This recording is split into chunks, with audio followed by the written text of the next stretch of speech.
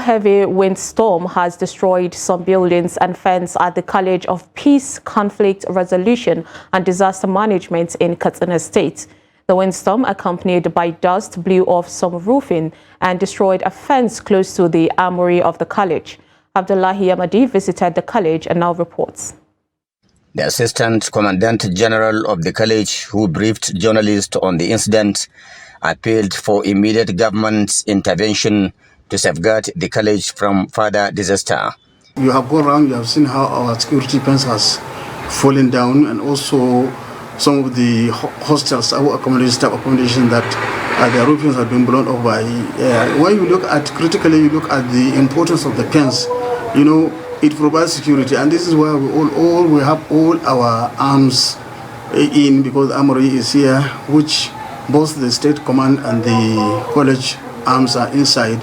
That's why we just have to hasten and see what can we provide as an emergency. This is coming at a time KATSINA state government is organizing a one-week intensive training for over 1,900 vigilante corps at the college. The training is part of the exercise on an armed combat for 3,000 vigilante corps promised by the outgoing Masari administration. Already over 1,900 have been trained by the college sometime in 2022.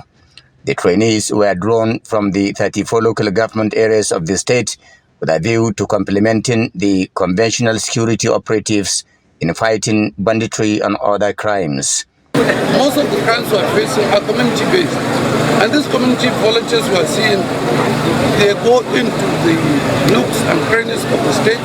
They know where the criminal elements are, and with the training they are given, everybody has seen how KATSINA is transiting from banditry to stable state, to a state where peace and prosperity are the key.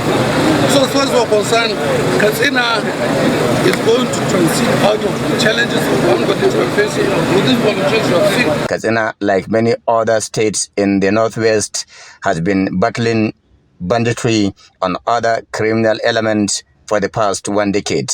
Abdullahi Yamadi, Trust Television News, KATSINA.